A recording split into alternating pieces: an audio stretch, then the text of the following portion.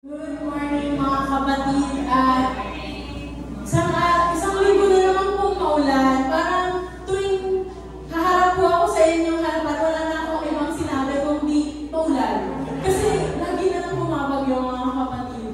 Hindi na nabago yung intro ko, puro nanlalamig kaya inisip ko kagabi, ano kayang sasabihin ko pagka binati ko yung church? Kasi wala nang ibang masasabi kasi umuulan na naman. And hindi ko naman pwedeng sabihin na yung mainit kasi hindi naman mainit ngayon. Pero mga kapatid, yun po, huwag po sana tayo ulit maglamig sa Panginoon, kundi mag-init tayo sa papuri sa Kanya. Mga kapatid, nakakita po ako ng mga bakanting upuan sa inyong mga harapan. I-occupy po natin para yung mga kapatidan po natin na traffic at naabutan ng ulan, hindi na po sila mahirapan during praise and worship na i-occupy yung nasa harap.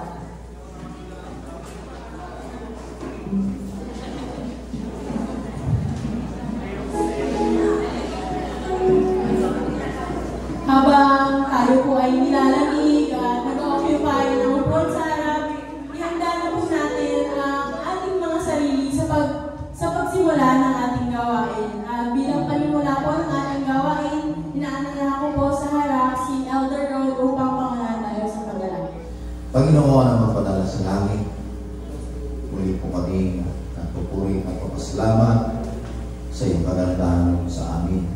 Sa aming paglapit, Panginoon, kami po ay humingi na kapatawaran sa aming mga nagawang luganais kami sa iyong harapan.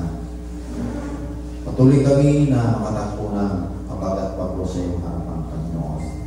At sa amin na inihanda para ibigay sa iyo, Panginoon, ang aming mga pagsamba, papuri at pasasalamat. Lord, ang iyong banal na Espiritu ang siyang hinihingi namin ang bumilos sa bawat isa sa amin. At saway mo, Panginoon, anumang Espiritu na maaaring umaglan sa aming gagawin sa araw na ito, Diyos. At ikaw, Panginoon, ay siya maglangis sa bawat bahagi na aming mong hinahanda simula sa manunugtog, aawit, at higit sa lahat, Panginoon, sa kaawit tatayo mo sa aming harapan. Dalangin po namin na langisan mo po siya. Bigyan mo po siya ng karunungan na higit sa amin, Panginoon. At nawa o Diyos, mamutawi sa kanyang bibig ang iyong mga salita na ibibigay mo sa amin. Ayan mo, Panginoon, sa pamamagitan ng mensahe na yan ay kami natuto at lumago sa pananampalataya sa iyo, Diyos. Ito po ang aming samang dalangin sa pangalan ni Kristo na aming kapagligtas. Amen. Lahat ng excited magpuri sa ating Panginoon, magsabing praise the Lord! Hallelujah! Sabi sa salita ng ating Panginoon, sa Luke 10 verse 19, I have given you authority to trample all snakes and scorpions and to overcome all the powers of the enemy. Nothing will harm you, amen? Praise the Lord! Sino nagtitiwala sa salita ng ating Panginoon? Magsabing hallelujah! Praise the Lord! Ating purihin sa pangalan ng Panginoon.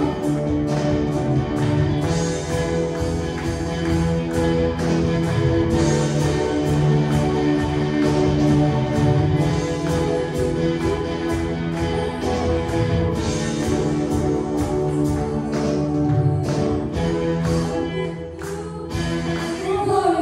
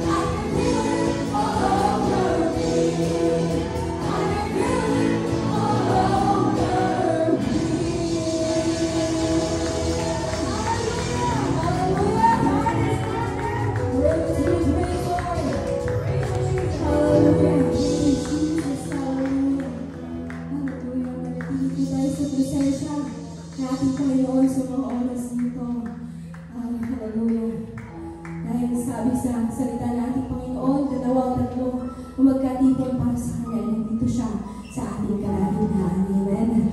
Truly that our God is not dead, and He is alive in God. Hallelujah. Praise and praise, Lord. Hallelujah. Maraming salamat, Panginoon, sa pagpapahirap na patuloy na buhay at kalakasan, Panginoon. Lalo na, Lord, sa kaligtasan na natamo ng bawat isa sa amin, Lord Jesus. Hallelujah. Jesus.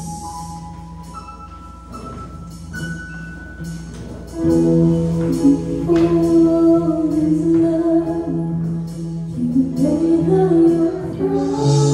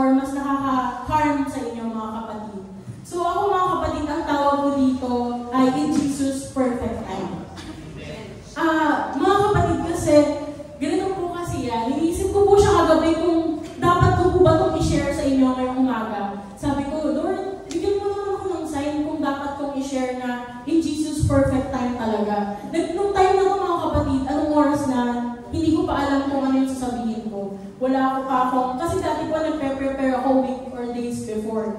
Tapos, kagabi po nagpiprint ako for Sunday school, mga kapatid. Tapos, lagay ng papel sa printer. Tapos, nung natapos na po yung pagpiprint ko, sabi ko, lalagyan ko pa ng papel.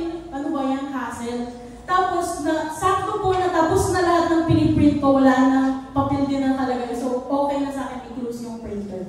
So, ibang example ko po nito, mga kapatid. Isa po ito sa favorite kong tinatawag na burn toast theory or in God's perfect time.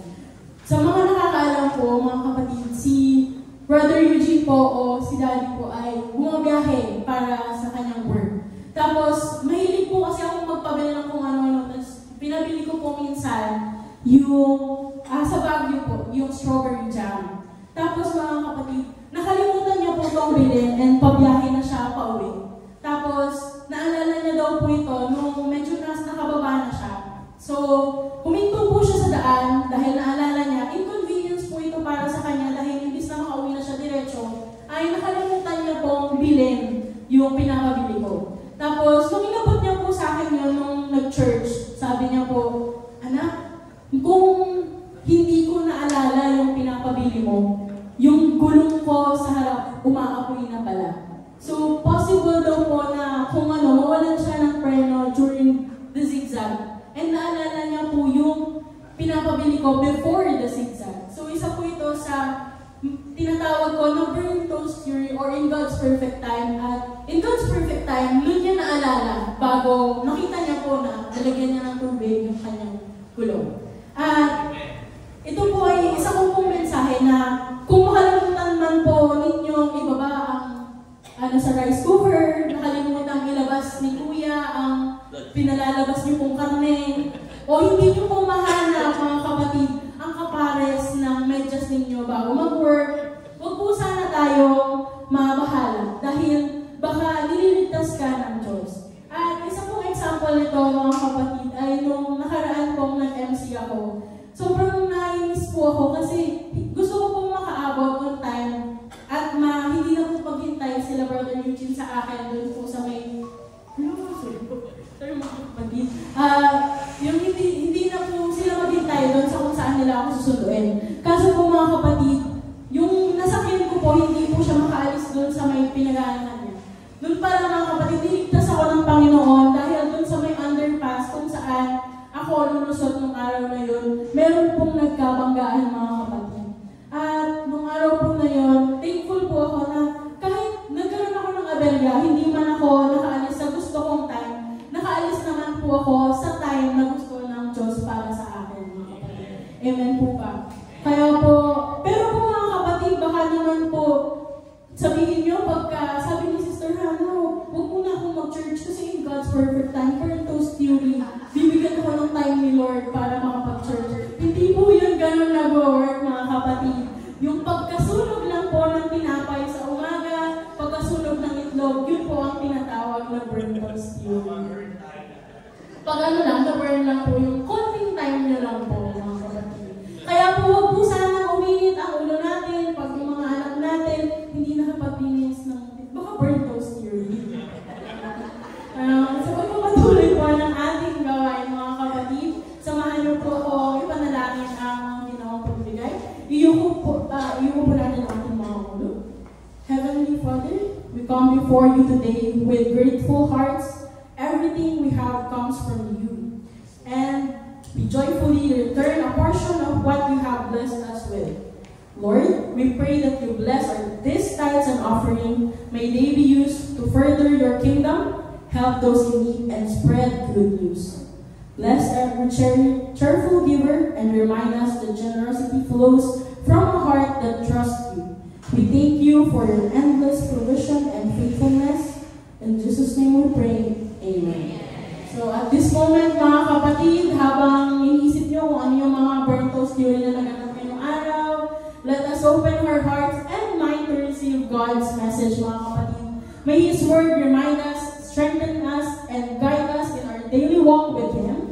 Truly, God has prepared something special for each of us today, a message that will inspire, correct, and encourage. This message message will be given to us through the servant that God has chosen for this very moment, Elder God. Datapwat sinasabi ko sa inyo na nakikinig. Ibigin ninyo ang inyong mga kaaway. Gawa ninyo ng mabuti ang nangapupuot sa inyo. Pagpalain ninyo ang sa inyo'y sumusumpa at ipanalangin ninyo ang sa inyo'y lumalain. Sa sumampal sa iyo sa isang pisngi, iharap mo naman ang kabila. At ang sa iyo'y mag-alis ng iyong balabal, huwag mong itanggi pati ang iyong tunika. Bigyan mo ang bawat sa iyo'y humihingi at sa kumuha ng pag-aari mo ay huwag mong hingi muli. At kung ano ang ibig ninyong sa inyo'y gawin ng mga tao, gayon din ang gawin ninyo sa kanila. Tayo po lahat ay muling manalangin. Ama naming Diyos na makapangyarihan sa lahat, narito po kami muli sa bahagi na kami ay makikinig ng iyong mga banal na salita. Ama, sa oras na ito, ikaw po, Panginoon, ang inaasahan namin na siyang muling kikilos, maglalagis sa iyong lingkod na gagamitin. Gamitin mo siya, Panginoon, para sa amin lahat. Mangusap ka sa amin at ipaabot mo ang iyong mensahe ng malinaw. Maunawaan namin, matanggap namin, Panginoon, at may apply namin sa aming pang-araw-araw na pamumuhay. Umaasa po kami, O Diyos, sa pakikisama ng iyong banal na Espiritu sa pasimula hanggang sa katapusan. Maraming pong salamat, Ama, sa iyo lahat ng papuri at kalwalhatian. Sa pangalan ng aming Panginoong Jesucristo. Amen. Mababalik po tayo sa ating mga upuan. Treating others the way Jesus would.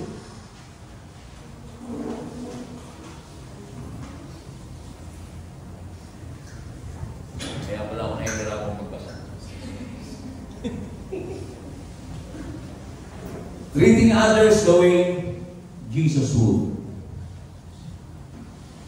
Now, kung iisipin po natin, mga kapatid, o paano ba natin talaga tinatrato ang ating kapwa? O paano ba tinrato ng ating Panginoon ang kanyang kapwa? At sa umagang ito, mga kapatid, ay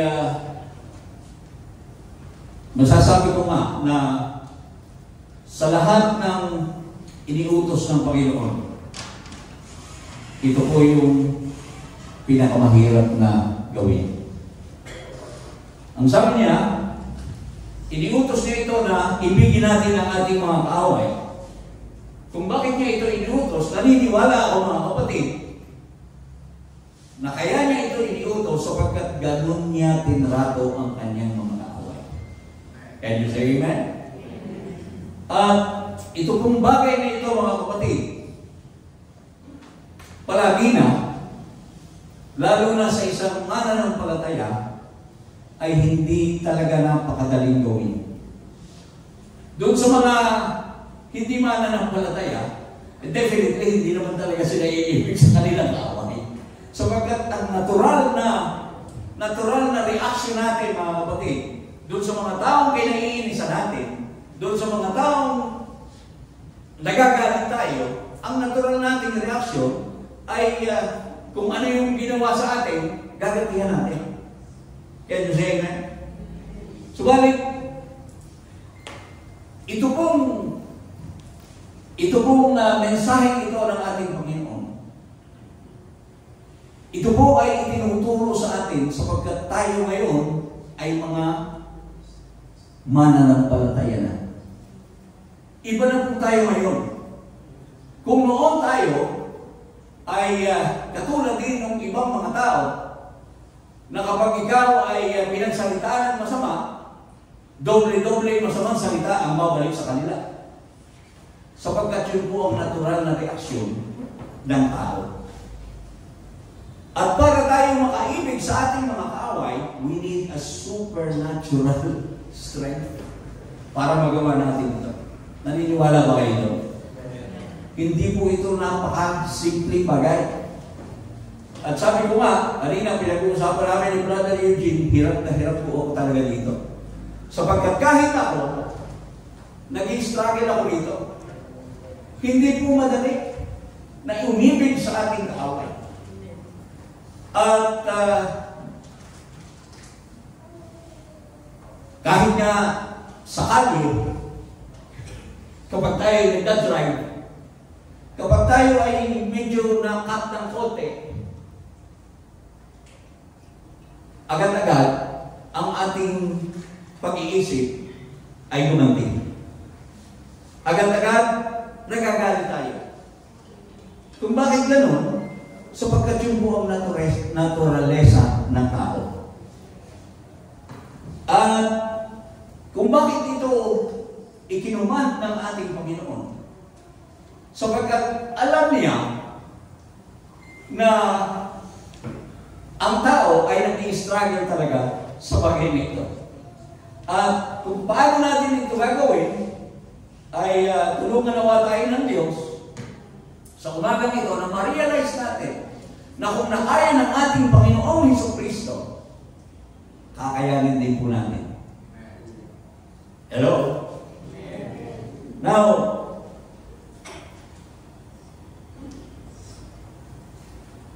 para gawan mo ng mabuti ang isang taong gumagawa ng masama sa iyo, para i-bless mo yung mga sumusumpa sa iyo, hindi talaga madali eh. Napakahirap.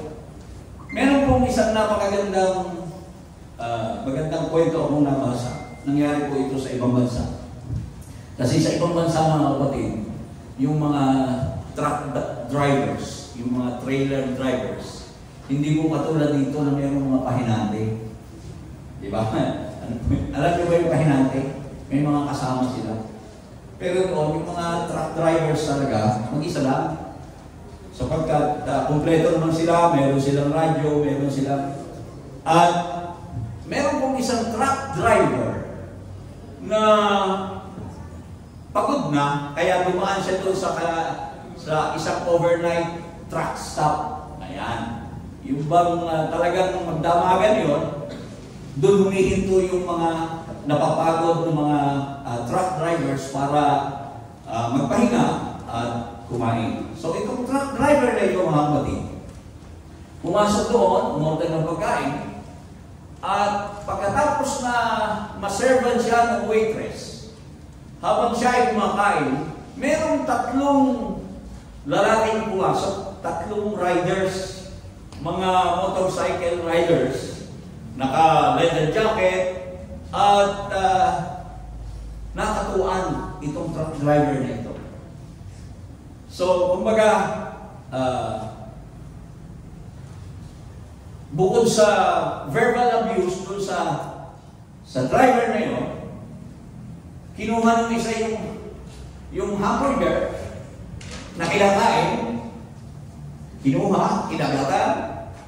Pagkatapos yung isang, yung pangalawang ano naman, dinakot yung french fries.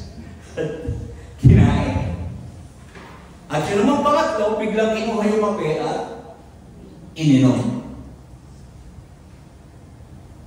Kung kayo mga kapatid ang nakaranas mo, what will you do?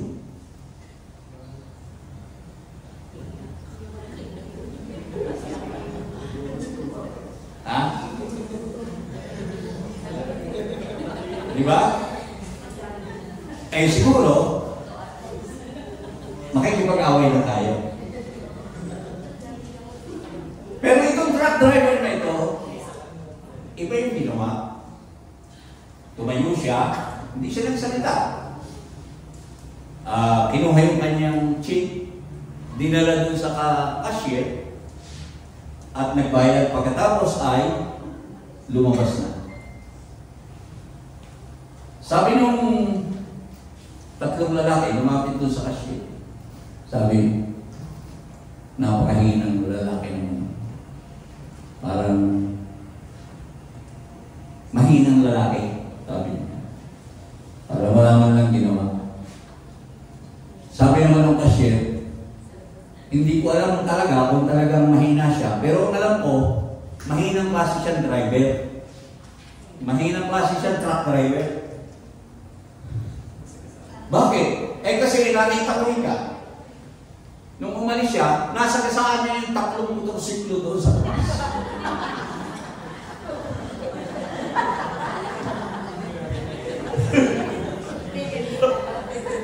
Ganun pala. So, gumanti rin pala. Diba?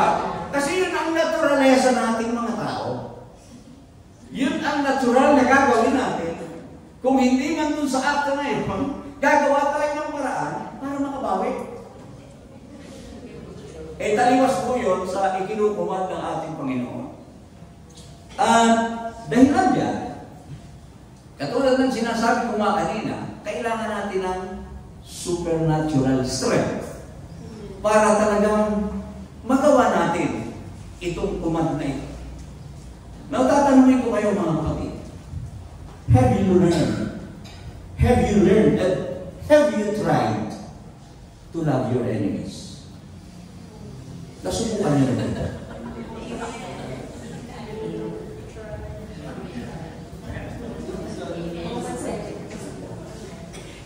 Yung mga tao na kinaiinisan ninyo, makita mo nga lang eh. Di ba? Makita lang natin. Kumukulo na yung dugo natin. Di ba? Panginoon, ano ba itong command na ito? Anong gagawin natin? Di ba? O sa panahon ngayon, alam natin ang nangyayari sa itaas. Yung mga namumuno sa atin, katakot-takot na korupsyon ang ginawa sa atin.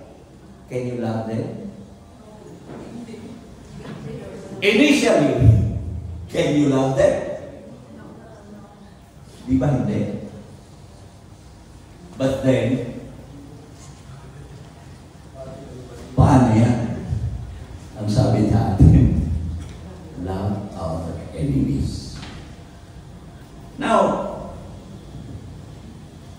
Luke sa 32 to 34, the same chapter, Luke 6, 32 to 34. Sabi dito, at kung kayo'y magsiibig sa mga nagsisiibig sa inyo, anong pasasalamat ang inyong kakamtin? Sapagkat ang mga makasalanan man ay nagsisiibig sa nagsisiibig sa kanila. At kung magsigawa kayo ng mabuti sa nagsisigawa sa inyo ng mabuti, anong pasasalamat ang inyong kakamtin? Sapagkat ganito rin ang ginagawa ng mga makasalanan. At kung kayo'y magpapahiram doon sa mga inaasahan ninyong may tatanggapin, anong pasasalamat ang inyong kakamtin? Ang mga makasalanan man ay nagpapahiram sa mga makasalanan upang muling magsitanggap ng gayon din. So makikita po natin mga kapatid na yung pag-ibig natin doon sa mga taong umiibig sa atin, doon sa mga tao na tinutulungan natin, na alam natin nakakatulong din sa atin, walang supernatural strength na kailangan doon, di ba? It just comes naturally sa ating mga tao kapag alam natin na yung taong yun ay iniibig tayo, madali din natin ibigin. Can you say amen? At ang sabi ng ating Panginoon, ano ganon din naman ang ginagawa ng mga ordinaryong mga tao o ng mga makasalanan. Pagkakasabi niya pa, yung mga makasalanan, ganon din ang ginagawa. Diba? Kasi, hindi mahirap gawin yun. Napakadali namang ibigin yung mga taong kaibig-ibig. Amen? At napakadaling tulungan kung minsan tayo ay, tingnan nyo, bibigyan ko kayo ng halimbawa, madaling magpautang doon sa mga taong alam mo may ibabayad. Diba? Madali ka magpautang doon eh. Pero doon sa mga taong alam mo walang ibabayad, wait, ka muna. Di ba ganun ang ating nagiging ugali? Pero ang sabi dito, ang dapat talaga nagagawa natin ng mabuti ay yung mga tao na walang wala tayong hinihintay na kapalit. Sapagkat kung tayo ay tutulong lang, sapagkat alam natin na meron silang ibabalik, eh ganyan din kayong ginagawa ng mga makasalanan. Now, ang sabi sa Biblia, nung tayo ay tumanggap sa Panginoon, tayo ay bago ng nilalang. All things had passed away. All things bago ng lahat. Di ba? So, kumbaga, hindi talaga natural sa isang Kristiyano, hindi natural sa isang mananampalataya na gagawin yung ginagawa ng hindi mananampalataya. Because ang sabi, kailangan natin maging peculiar people. Kailangan natin maging kakaiba sa kanila.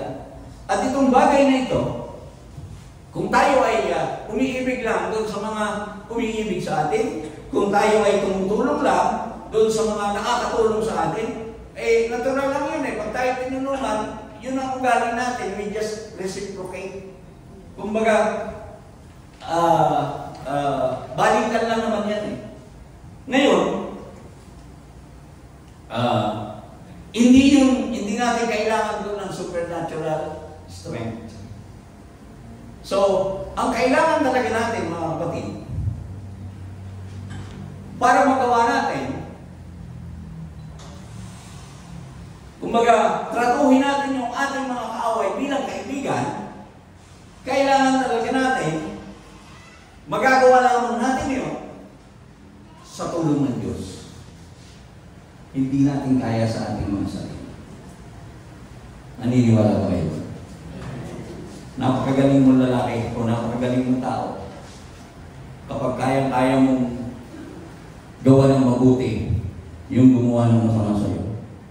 Because our initial reaction bilang mga tao ay gumanti.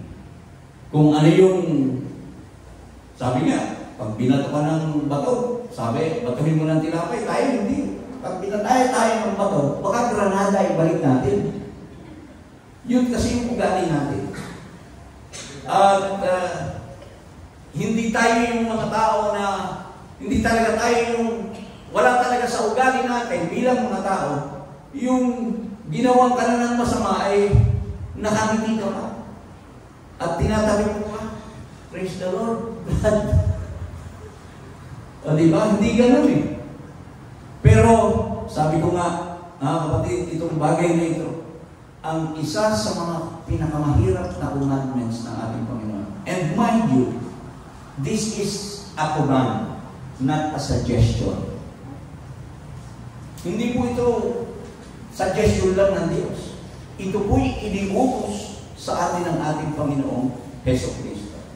At kung ikaw ay talagang umiibig sa Diyos, katulad ng pangangaral ko nung nakaraan, ang unang-unang kailangan natin gawin ay ang ibigin muna natin ang ating Diyos para makaibig din naman tayo sa ating kapwa. Anong sabi doon sa Golden Rule? Do unto others what you want others do unto you. Gawin mo sa iba yung gusto mong gawin ng iba sa iyo. Eh alam niyo kung minsan, iniisip natin, nahihirapan tayong ibigin yung mga hindi ka ibig-ibig. Pero ang hindi mo alam, ang tingin ng iba sa'yo, hindi rin ka ibig-ibig. Di ba? Di ba natin naiisip yun? At kung tayo mga kapatid ay susundin natin ang ating Panginoong Jesucristo, sabi niya, pray for them. Ipanalangin daw natin yung ating mga kaaway. At para maibig natin yung ating kaaway, para magawa natin ang mabuti, kailangan muna talaga na maipanalangin natin sila na sana ay mabago sila, sana makita nila yung mali nilang ginagawa, Sana ay dumating sila doon sa punto na sila ay pagsisisihan nila yung kanilang ginagawa sa atin. Makita nila yun. At hindi natin talaga maipag-pray na sila ay maging makagawa tayo ng mabuti sa kanila. Not until na naipag-pray muna natin talaga sila. Pero, ang unang-unang dapat nating ipanalangin, mga kapatid, ay walang iba kung hindi ang ating mga sarili. Hello? Kinakailangan muna na magkaroon tayo ng kapangyarihan. Sapagkat ang panalangin, mga kapatid, ay ang pag-aanyaya natin sa kapangyarihan ng Diyos na pumasok sa ating mga puso, sa ating mga isipan, upang baguhin yung ating pananaw, baguhin yung ating damdamin, at magawa natin yung Kanyang hinihiling sa atin. Magawa natin yung sinasabi niya na ibigin natin yung ating mga kaaway. Ang sabi sa Biblia, kapag yung kaaway mo ay nagutom, pakanin mo. Kapag ang kaaway mo ay nauhaw, painumin mo. Ang initial natin, bahala ka sa buhay mo. Diba? Lalo kung galit ka, buti nga. Ganyan tayo eh. Alala ko si Sister Weng eh.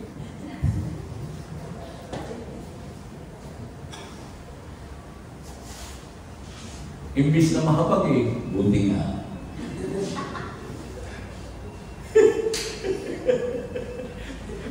Kasi pinakita kasi kami, nagbabay, biglang nawala sa na bumagsak pala. Kami still, buti nga. Sa nakatingin. Di natawa kami, ito talaga. Kasi yun yung initial reaction natin. Diba? Sabi ko nga, ito talagang commandment na ito ng ating Panginoon. Treating others. Of course, yung pag-ibig talaga ay ipapakita sapagkat ang mismo ang ating Panginoong Jesucristo, doon sa panahon na siya ay naririto sa sanlibutan, wala po siyang kinagalitan na kaaway. Minahal niya lahat. Now, meron pong isang interview nangyari. Yung isang umabot na sa 100 taon, in-interview, 100 years old na eh. Sabi doon nung nag-i-interview, ano po yung greatest achievement ninyo sa loob ng 100 na taon ninyo na kayo'y nabubuhay? Ang sabi nung 100 years old, sabi niya, ang greatest achievement ko, wala na akong kaaway. Alam niyo kung bakit? Kasi namatay na sila lahat. Ako na lang. Ay, ganun ba yun? para wala tayong ating kaaway, mamatay na muna sila. Hindi po ganun eh. Kaya para wala ng kaaway, namatay na lahat yung kaaway niya. Umabot ka ba naman ng 100 years old? Siguro nga rin, lahat ng kaaway mo, patay na lahat. So, makikita po natin na kung bakit ito ikinuman ng ating Panginoon. In the book of Luke chapter 6, 35 to 36, sabi rito, dapat ibigin ninyo ang inyong mga kaaway at gawa ninyo sila ng mabuti at mga pahiram kayo na kailanman ay huwag mawawala ng pag-asa at malaki ang sa inyo'y magiging ganti at kayo'y magiging mga anak ng kataas-taasan sapagkat siya'y magandang loob sa mga walang turing at sa masasama. Maawain kayo gaya naman ng inyong ama na mawain. Sabi rito, be ye therefore merciful as your Father also is merciful. Yung pong bagay na yun, kapag babasahin po natin talaga ito at uunawain natin ito, ay marirealize natin that at one time, we were enemies of God. Can you say amen? Simula nung tayo ipanganak, nung magsimula tayong magkaisip, at tayo ay gumawa ng mga bagay na hindi tama, tayo po ay nagsimulang magkasala. Nagsimula na rin po tayo maging mga kaaway ng Diyos. Hello? So at one time in our lives, we were enemies of God. But then, dapat natin maintindihan na bagamat tayo ay kaaway ng Diyos, hindi po inilayo ng Diyos ang kanyang sarili sa atin. Hello? As a matter of fact, inilapit niya ang kanyang sarili sa atin. Sa paanong paraan? Dahilan sa kanyang dakilang pag-ibig sa kanyang mga kaaway. Okay? Tayo yun. Nung tayo ay makasalanan pa, ang ating Panginoong Jesucristo ay namatay para sa atin. At yun po yung dakilang pag-ibig ng Diyos. Hindi po niya inilayo.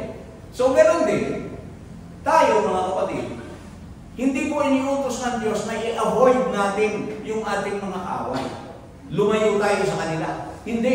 Ang sabi niya, ibigin. Katulad ng ginawa ng ating Diyos. Siya ay nagkatawang tao sa pamamagitan ng ating Panginoong Jesucristo, namatay at tinubos tayo sa ating mga kasalanan, at ngayon, yung kanyang mga kaaway ay kaibigan na niya. Palakpakan natin ang ating Panginoon. We are now friends of God. Ano yung principle, Brother Dom? We are now friends of God. Kaibigan na tayo ng Diyos. At kung ito po ay lagi natin iisipin, kung nagawa ng Diyos ito sa atin, tayo na itinuring na minsan ay naging kaaway niya, bakit hindi natin magagawa ito? Doon sa mga itinuturing din naman natin kaaway. Na kung minsan naman, wala namang ginagawa sa atin yung tao, hindi mo maintindihan kung bakit mainit ang dugo mo sa kanya. Nangyayari ba sa inyo yun? Wala namang ginagawa masama sa iyo. Pero bakit mainit ang dugo mo sa kanya? Is it because napapangitan ka? Is it because hindi mo gusto yung kanyang style? Batuin naman ito. Yun. Umisan gano'n eh. Ayaw ko dyan. Batuin. Ayaw ko kaibigan yun. Batuin. Parang wala ka meron. Ayaw ko napakahina ng okay. Parang wala ka mapupulot na mabuti yan. Yung bang gano'n, wala namang ginagawang masama sa'yo, pero gano'n ang nararamdaman mo. Mga kapatid, take the case of Judas. Si Judas. Tingnan niyo mga kapatid, si Judas, alam na alam ng Panginoong Jesucristo na siya yung magkakanulo sa kanya. Can you say amen? Pero kahit minsan, hindi po pinakita ng Panginoong Jesucristo si Judas ng kakaiba nung sila ay magkakasama pa. At sa katotohanan, bago po ipinako, nung gabi, bago ang ating Panginoong Jesucristo ay huli, si Judas ay isa sa mga hinugasan ng paa ng ating Panginoong Jesucristo. You could just imagine that. Alam na alam itong tao dito ang magkakaroon sa akin, pero kailangan hugasan ng paa. Ginawa, tayo ba eh? Tatanungin kita, ayaw mo bang hugasan ng paa ng kapitbahay? No. Sabi ko,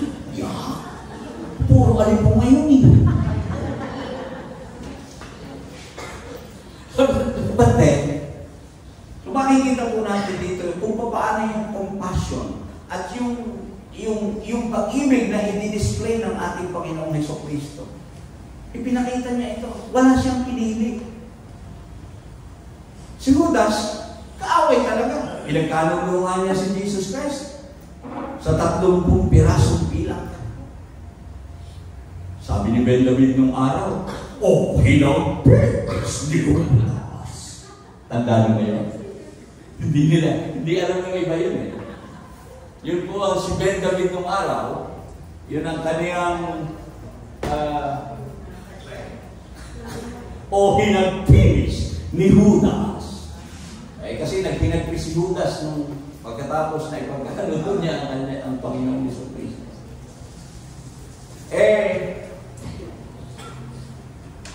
Nagawa pa rin ang ating Panginoong Jesucristo na hugasan ang paa nung taong magkakanulo sa Kanya. So ito po ang best example kung paano ipinakita ng ating Panginoong Jesucristo yung Kanyang pag-ibig. Can you say amen? Another example is Paul. Si Apostol Pablo, dati ang pangalan niya Saulo. At si Saulo, meron siyang otoridad na patayin ang mga Kristiyano. At nung siya ay naglalakbay, biglang isang liwanag ang nakakita siya ng isang liwanag, nasubasog siya sa lupa at nakarinig siya ng tinig. At ang sabi ng tinig, Saulo, Saulo, bakit mo ako pinag-uusig? Sabi ni Saulo, sino ka baga, Panginoon? Ang sabi ng ating Panginoong Jesucristo, ako si Jesus na iyong pinag-uusig. At simula noon, pagkatapos ng pangyayari, si Saulo ay naging Pablo. Siya ay naging Pablo. Si Pablo, na dating taga-usig ng mga Kristiyano, kalaban ni Jesucristo, ay naging tagasunod ng ating Panginoong Jesucristo. Naging kaibigan ng ating Panginoong Jesucristo. At siya po ang naging founder, isa sa mga founder ng Ebanghelyo ng ating Panginoong Jesucristo. Nakarating sa mga hintil ang Ebanghelyo ng ating Panginoong Jesucristo. So makikita po natin doon na kaya talaga natin gawin kung meron lamang tayo na Jesus-like heart. Can you say amen? Yun ang kailangan natin. Magkaroon tayo ng puso na katulad ng kay Kristo. At sabi nga natin, kailangan natin ang supernatural strength. Kailangan natin ang kapangyarihan. Ang sabi sa Biblia, hindi naman imposible yun. We can do. I can do all things through Christ. Kaya lang, siguro ang kulang sa atin, hindi talaga natin hinihingi na magkaroon talaga tayo ng pusong katulad ng ating Panginoong Jesucristo. Lalo na kung ang pag-uusapan ay ang tungkol sa ating mga kinasasamaan ng loob. Doon sa ating mga kaaway. Can you say amen? Hindi talaga tayo nananalangin sapagkat ayaw natin. We do not na. Because galit na tayo eh. Amen? Kaya lang, hindi ganito ang itinuturo sa atin ng ating Panginoon. At sa katotohanan, we are called to radically love our enemies. Radically refrain from responding when someone does us harm. Amen. Now, ang tanong ko sa inyo, madali ba ito? Hindi po ito madali. Kaya nga itong pangaral na ito, pinangangaralan tayong lahat. Kasama po ako dito. Sapagkat ako mismo ay hirap na hirap sa bagay na ito. Marami pong mga tao ang gumawa ng hindi mainam sa akin. At hirap na hirap ako talaga na alisin ang sama ng loob na meron ako. Kaya marahil sa akin ito ibinigay. Dapat si Brother Eugene ang preacher dito eh. Di ba? Kaya lang, burnt toast. Di ba? Sabi ni Sister Hannah. Tama yun. Pinaglalakip-lakip. God's timing. At naniniwala ako mga kapatid, na this time, this is the proper timing for all of us. So pagkat sa ngayon, marami tayong kaaway. Naniniwala pa kayo? Kaaway natin lahat ng mga nasa itaas ngayon eh. Galit na galit tayo ngayon sa kanila dahil sa ginawa nila ang korupsyon. Ninakawan nila tayo. Yung mga buwis natin na dapat ay nailagay sa tama, naibulsa lang ng ilang tao. Tatanungin kita, do you love them? Lasa ko hindi. Sabi nga ng mga katangin ko, lasa ko hindi. O, diba? But then this is timely, mga kapatid. Because we really have to love them. How do we love them? We must pray first for ourselves. Na ayusin yung ating mga damdamin. Na ibigay sa Panginoon lahat. Huwag tayo. Kasi, unang-una, kahit anong pagrarant natin sa social media, okay? Kahit anong salita ang ilagay mo doon, wala namang magagawa yan. Nagagalit ka lang lalo. The best we can do is to pray that God change our hearts. Transform us to the person na mayroong damdamin, mayroong puso na katulad ng ating Panginoong Yesu Cristo. Ang ating Panginoong Yesu Cristo, nung siya ipapako na, anong sabi niya? Panginoon, tatawarin mo sila sapagkat hindi nila nalalaman ang kanilang ginagawa. Hindi po madali yun. Pagka mahinuhuli ka, siyempre, gagalit, nagpupumiglas siya. Pero ang ating Panginoong Jesucristo, minura, tinuya, pero hindi siya gumanti, mga kapatid. And yung damdamin na yun, yung puso na yun, habang yun merong mercy, merong pag-ibig. Sabi doon sa ating binasa, kapag ikaw ay sinampal sa kaliwang pisngi, harap mo pa yung iyong kanan. Hindi naman po literal yun na pag ikaw ay sinampal. Alam niyo kung minsan, kapag ikaw ay ginawa ng masama, ang ibig lang sabihin, hindi naman nangangahulugan yun na wala ka nang gagawin. Kung ikaw ay ninakawan, iisumbong mo sa pulis. Diba? Hindi naman yung ninakawan mo na, hoy, bumalik ka ha, meron pa. Hindi naman ganun diba? Uy, meron pang natira ha, balik ka bukas. Hindi ganun. Isusumbong mo sa pulis. Ang ibig lang sabihin na hindi tayo gagawa ng isang maling hakbang sa kanila. Ang gagawin mo pa rin yung tama. Di ba?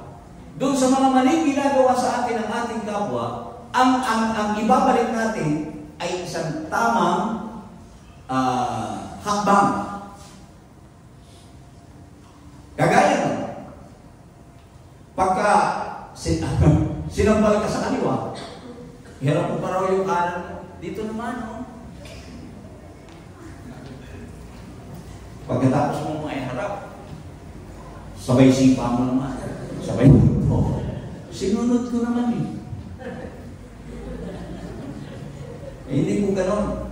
Ang ibig lang sabihin, huwag kang gagawa ng isang bagay na makapagpapadungis sa iyo bilang isang Kristiyano. Sapagkat, sabi ng awit, iba ka na, iba ka na, iba ka na, kita ko. Eh, paano makikita sa atin? At alam niyo ba mga kapatid, sabi, kapag tayo ay tutulong doon sa mga tao na alam natin na makakatulong din sa atin, ito ay palagi namang ganito ang nangyayari, lalo na pagka malapit ng eleksyon. Ang mga tao ay palaging matulungin, lalo na mga kandidato, ano bang kailangan ninyo dyan? Ano ang hinihingi lang? Boto, siyempre. Di ba? Pero ang sabi sa Biblia, ikaw ay ikay magpahiram, huwag kang mawawala ng pag-asa. Sabi ron, kapag ikaw ay nagpahiram, huwag kang mawawala ng pag-asa. Baka isang araw din naman eh, babayaran ka rin. Pero, ang sinasabi natin, kasi sabi rin naman kasi sa Biblia, huwag kang magkautang sa kanino man. Ay, ibig sabihin, dapat tayo na may namutang. Magbayad naman tayo ng ating mga utang. Yun naman yun. Eh, meron din naman kasi mga tao, pag nakapangutang sa hindi ka nakilala. Sabi nga doon sa Facebook, pag mangungutang, papakita yung maamong anong aso. At pagkatapos, pag naniningil na, ipapakita naman yung mabalasik na mabalasik na anong aso. Eh, ganun ko kasi eh. But then kasi, sa atin, kumbaga, pag nakita mo may pangangailangan, hindi ka magdadalawang isip. Pero alam niyo kasi, merong mga tao din naman, at kung minsan biktima rin po ang inyong lingkod dito. Hindi actually pag-ibig eh. Convenience mo rin eh, ang iniisip mo. Anong ibig ko sabihin? May lumapit sa iyo, lalo na sa kalye, tutok-tok dun sa salamin mo, nangihingi. Tok-tok ng tok-tok. Para lang huwag kang maanoy, kukuha ka na lang, bibigyan mo na. Pero yung pagbibigay mo, actually, para lang hindi na tumutok. Naku, ano yung ibig ko sabihin? It's for your convenience pa rin. Eh, ang sinasabi ng ating Panginoon dito, kumbaga, nandun yung mercy, nandun yung pag-ibig. Kapag nagbigay ka, talagang nandun yung pag-ibig. Hindi yung binigyan mo nga, kasi parang ka nalang buluhin. Nakukuha niyo yung ibig ko sabihin. Hindi po kasi ganun yung itinuturo ng ating Panginoon. At dapat din natin maintindihan na itong mga taong ito, kaya sila nasa ganung kalagayan dahil meron silang pangangailangan. At kung ilalagay mo yung sarili mo sa kanila, baka hindi pa rin ang gagawin mo para matugunan yung pangangailangan. Amen? Kaya na, hindi nga ganun agad yung naiisip natin eh. Pagka meron mga ganun, eto na naman. Nung isang araw, pagkagaling namin sa doktor, kumain kami ni Sister Meg sa Jollibee at inabot na kami ng hapon, gutom na. Pagdating doon sa Jollibee, nakapila kami, merong pumasok na isang lalaki, binubulungan yung mga babae. Mga babae lang, binubulungan, hinihingan, nanghihingi. So yung mga babae, si Sister Meg, nabulungan din, ibigay si Sister Meg. Hindi siya makabulong sa akin dahil baka hindi ko siya bigyan. Eh hindi ko talaga bibigyan, sa totoo lang. Bakit? Tingnan ninyo mga kapatid, sinasabi ko sa inyo na hindi ko sinasabi tama ito sa akin, mali ito eh. Kaya lang, ang nakita ko sa kanya, okay, malakas pa kayo sa akin eh. Laki ng katawan. Pagkatapos nang hihingi. Di ba ang initial na damdamin mo? Pero, come to think of it, siguro, kaya lang nagagawa niya, kaya kumakapal ang kanyang mukha, dahil lang sa pangangailangan. Kaya ko sa inyo. Eh kung ilalagay natin doon sa ganung perspektibo, baka mag-iba yung ating damdamin. Kaya nga sinasabi ko sa inyo mga kapatid, para masunod natin itong bagay na ito, we really need a supernatural strength from God. We really have to pray for a different heart. Ayusin yung ating mga puso, yung ating mga damdamin. I-transform tayo doon sa isang pagkatao na katulad ng ating Panginoong Jesucristo. Dahil sa kung hindi magkakaganon, hindi natin magagawa itong commandment na ito. Can you say amen? O nagagawa na ninyo? Paminsan-minsan. O diba? Pero hindi palagi. Paminsan-minsan nagagawa natin ito eh. Eh, babalikan ko yung mga pangyayari sa buhay ko. Yung lahat ng mga tao na gumawa ng hindi maganda sa akin.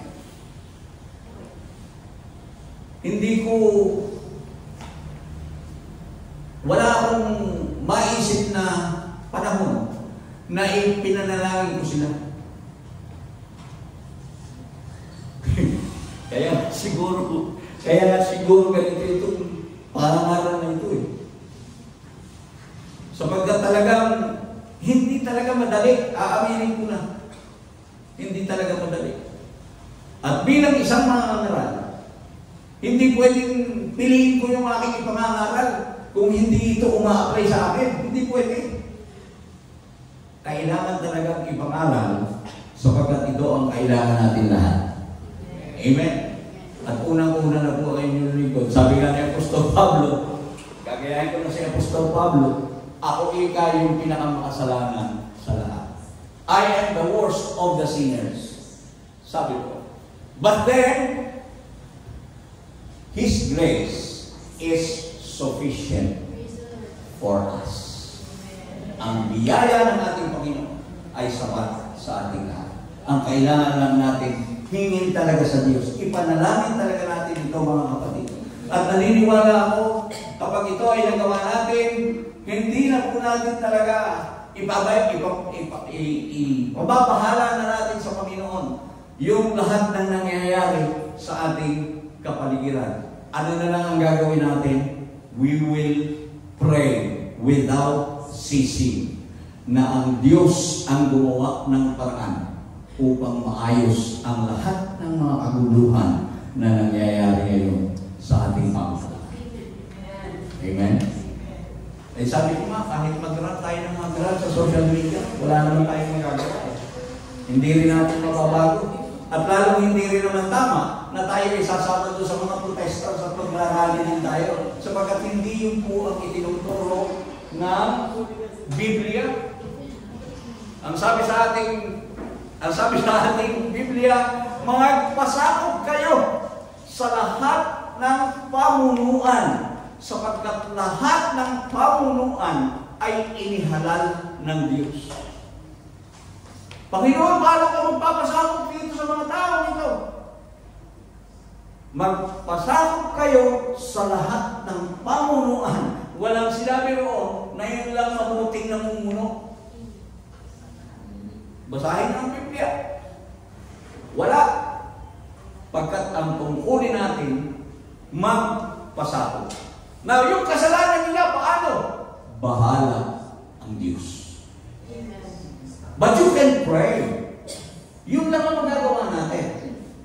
Kaya nga, hindi talaga kalooban ng Diyos na tayo ay sumasali sa mga nagrarally. Sapagkat yun ay paglaban sa pamunuan. At pag lumaban sa pamunuan, nilalabanan mo ang Diyos. Sabi ng Panginoon, akin ang paghihiganti. Siya ang gagawa talaga ng paraan.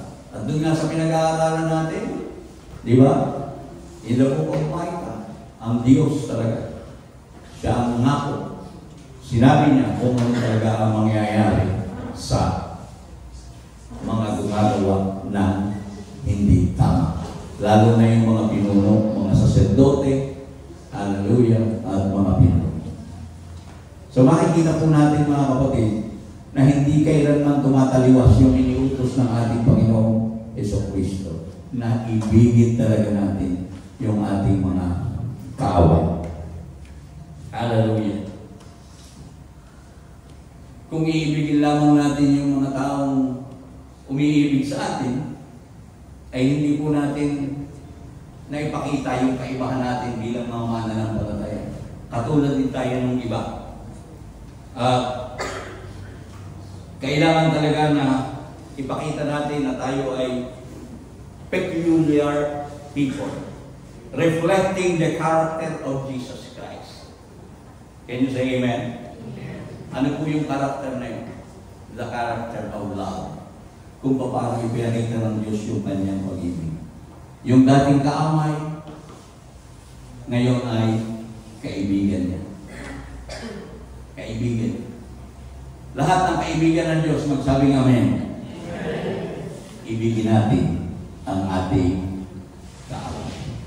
Amen? At magagawa po natin yan with the strength coming from God. Tayo kumahati ko ngayon.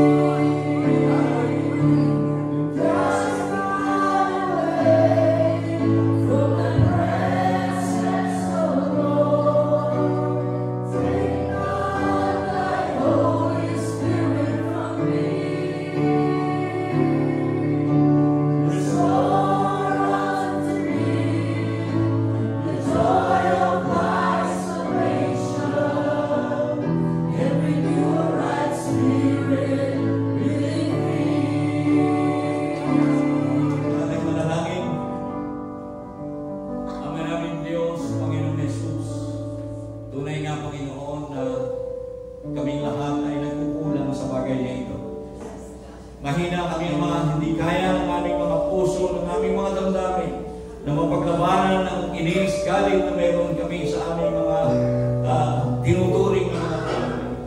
Subalit salamat sa iyong mga salita, Panginoon. Kung paano mo kami nagawang ibigin, kung paano mo kami ngayon itinuturing ng mga kaibigan, hayaan mo, Diyos, na magawa rin namin ang bagay nito sa aming kapwa, Panginoon. Tulungan mo kami, Ama. Hindi namin ito makakaya kung hindi mo kami tutulungan. Sa iyo kami umaasa, Panginoon, sa iyong kapangyarihan. At nagtitiwala kami, O Diyos, na patuloy kang kikilos sa puso ng bawat isa sa amin. Maraming pong salamat, Ama, sa mensaheng ito. At hayaan mo, O Diyos, na ito ay maging patuloy naming inspirasyon sa aming patuloy na pamumuhay bilang isang Kristiyano. Ingatan mo kami, Ama, sa aming pansamantalang pag-iwahiwalay, kung paano mo kami ligtas sa lugar na ito, Ama. Ganon din, ibalik mo kami na ligtas sa aming mga tahanan. At hinihiling po namin, Ama, sa aming mga kapatid na hindi namin kasama sa oras na ito. Ano man ang dahilan, kung sila'y mayroong mga karamdaman, pagalingin mo po sila. Kung sila'y mayroong mga problema, bigyan mo ng kalutasan. At hayaan mo, O Diyos, na sa mga susunod na panahon, sa aming susunod na pagtitipon-tipon, ay muli namin silang makasama. Binabalik namin, Panginoon, ang pinakamataas na papuri, pasasalamat at kalwalhatian sa iyong dakila at makapangyarihang pangalan. Sa pangalan ni Jesucristo. Amen. Amen. Ang biyaya ng ating Panginoon, ang kanyang pag-ibig at ang pakikibisa ng Banal na Espiritu ay sumayin niyo noon lahat. Tayo po lahat ay magkamayan. Tapos na po ang ating gawain.